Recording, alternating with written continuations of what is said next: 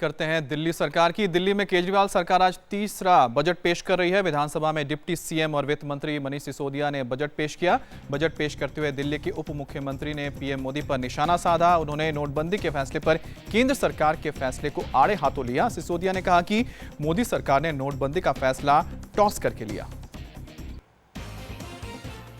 एक छोटा सा कमेंट यहां मैं जरूर करूंगा, क्योंकि अर्थव्यवस्था कोई सिक्के उछाल के नहीं चलती कि आप टॉस उछाल दीजिए, चित आ जाए तो ऐसा, पट आ जाए तो ऐसा। अर्थव्यवस्था के लिए ब्रेन स्टॉर्मिंग करनी पड़ती है, डेटा समझना पड़ता है, लोगों की जिंदगी की जरूरतें समझनी पड़ती हैं। और हमने बड़े मुश्किल से ये दौर से निकाला है अर्थव्यवस्थाओं को कि जिस वक्त दुनिया भर की अर्थव्यवस्थाएं डूब रही थी, हमारी अर्थव्यवस्था उस समय भी नहीं डूबी। लेकिन जब टॉस उछाल के अर्थव्यवस्था को चलाने का चलन हमारे देश में आने लगा तो उसका नुकसान मैं आपको बताऊंगा। किसी शायर ने भी कहा है कि सब फैसले होते नहीं सिक्के उछाल के, ये जिंदा कौम के मसले हैं जरा देखभाल के। सब फैसले होते नहीं सिक्के उछाल के, ये जिंदा कौम के मसले हैं जरा देखभाल के।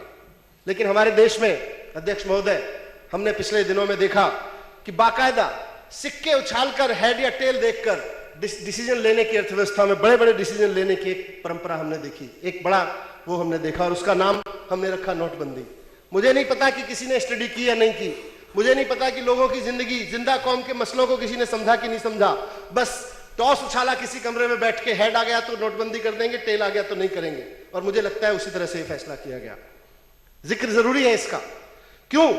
क्योंकि जब नोटबंदी हुई, मैं खुद दिल्ली के बाजारों में गया, हमारे बहुत सारे साथी गए, मीडिया वाले रेलवे स्टेशन से खड़े होकर रिपोर्टिंग कर रहे थे कि किस तरह से नोटबंदी की वजह से जो मजदूर क्षेत्र है, कामगार क्षेत्र है देश के, वहां जाने वाली ट्रेनें लगातार भर के जा रही हैं और आने वाली ट्रेनें खाली आ रही हैं।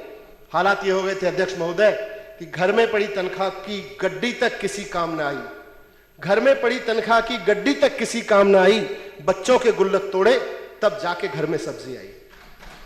ऐसे हालात दिल्ली में पैदा किए गए, देश भर में पैदा हुए। लेकिन मैं दिल्ली के वित्त मंत्री के रूप में दिल्ली की चिंता इस सदन में रिकॉर्ड में रखना चाहता हूं कि लोगों ने ये बात हमसे कही है।